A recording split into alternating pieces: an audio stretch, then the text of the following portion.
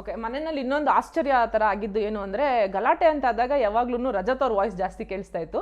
But ಅಲ್ಲಿ ಅಶ್ವಿನಿ ಮತ್ತೆ ಕಾವ್ಯ ಮಧ್ಯೆ ಒಂದು ಗಲಾಟೆ ಆಗ್ತಾ ಇರುತ್ತೆ. ಸರ್ಪ್ರೈಸಿಂಗ್ಲಿ ನೀವು ಬಂದು ಅಶ್ವಿನಿ ಸಮಾಧಾನ ಮಾಡ್ಬಿಟ್ಟು ಕರ್ಕೊಂಡು ಹೋಗ್ತೀರಾ, ಬನ್ನಿ ನಿಲ್ಸಿ ಅಂತ ಹೇಳ್ಬಿಟ್ಟು. ನಾನು ಅಶ್ವಿನಿ ಅವ್ರನ್ನ ಸಮಾಧಾನ ಮಾಡಿಲ್ಲ.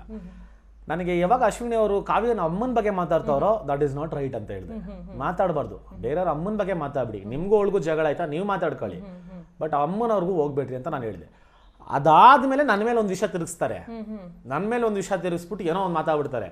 ಅಲ್ಲಿಂದ ನನಗೆ ತಲೆ ಕೆಟ್ಟಿ ಬಿಗ್ ಬಾಸ್ ಮಾತಾಡೋರ್ಗೂ ನಾನು ಬಿಟ್ಟಿಲ್ಲ.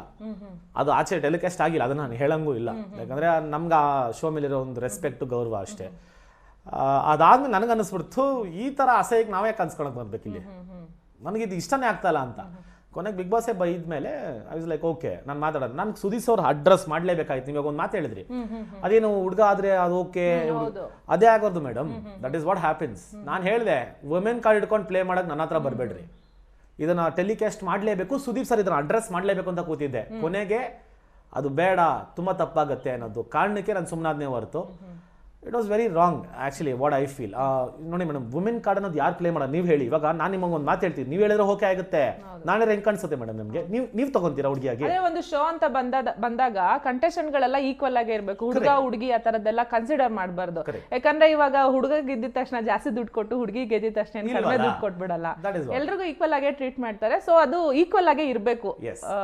ಆಸ್ ಎ ಆಡಿಯನ್ ಆಗಿ ಅಥವಾ ಆಸ್ ಅ ಜರ್ನಲಿಸ್ಟ್ ಆಗಿ ನನಗೆ ಅನ್ಸೋದು, ಯಾವ್ದಾದ್ರು ಶೋ ಅಂತ ಬಂದಾಗ ಹುಡುಗ ಹುಡುಗಿ ಎಲ್ರು ಈಕ್ವಲ್.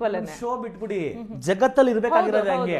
ಪ್ರಾಬ್ಲಮ್ ಇಸ್ ಲೈಕ್ ಇವಾಗ ನಮ್ಗೆ ಅನ್ಸುತ್ತೆ ಒಂದೊಂದು ಟೈಮಲ್ಲಿ ನಾವು ಬೆಳೆದು ಬಂದಿರೋ ರೀತಿನೇ ಹಂಗೆ. ಅಂದ್ರೆ ಇವಾಗ ನನ್ನ ಮಕ್ಳು ಏನ್ ಮಾಡ್ತೀನಿ ಅಂದ್ರೆ, ತಪಸ್ಯ ತಪ್ಪು ಮಾಡದ್ಲಾ ತಾಂಡವ್ ಬಯಲ್ಲ, ನಾನು ತಾಂಡವ್ ತಪ್ಪು ಮಾಡಿದ್ರೆ ತಪಸ್ಸಿಂಗ್ ಬಯಲ್ಲ, ಇಬ್ರು ಈಕ್ವಲ್ ಆಗಿ ಬೆಳೆಸ್ಬೇಕು ನಾವು.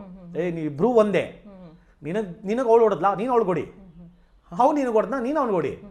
ಅದು ಬಿಟ್ಬಿಟ್ಟು ಹುಡುಗಿ ಪಾಪ ಅದೆಂಗೋ ಕೈ ಇಟ್ಟೆ ನಾನು ಅವ್ನು ಕೊಡಿಯಲ್ಲ. ದಟ್ ಇಸ್ ವಾಟ್ ನಾವು ಬೆಳೆಸ್ಬೇಕಾಗಿರೋ ರೀತಿ. ನಮ್ದು ಪ್ಯಾಟರ್ನ್ ಹಂಗಿತ್ತು. ಇವಾಗ ನನ್ನ ತಂಗಿ ಏನಾದ್ರು ತಪ್ಪು ಮಾಡಿ ನನಗೆ ಸರಿಯಾಗಿ ಹೊಡೆಯೋರು ಮನೇಲಿ, ಅದೇನು ಅನ್ಸ್ಬಿಡೋದು ಅಂದ್ರೆ ಅಯ್ಯೋ ಹುಡುಗಿ ಅಲ್ವಾ ಪಾಪ. C women are very beautiful souls, that's different. ನಾವು ಒಳ್ಳೆಯವರೇ ಅಲ್ವಾ ಮೇಡಮ್?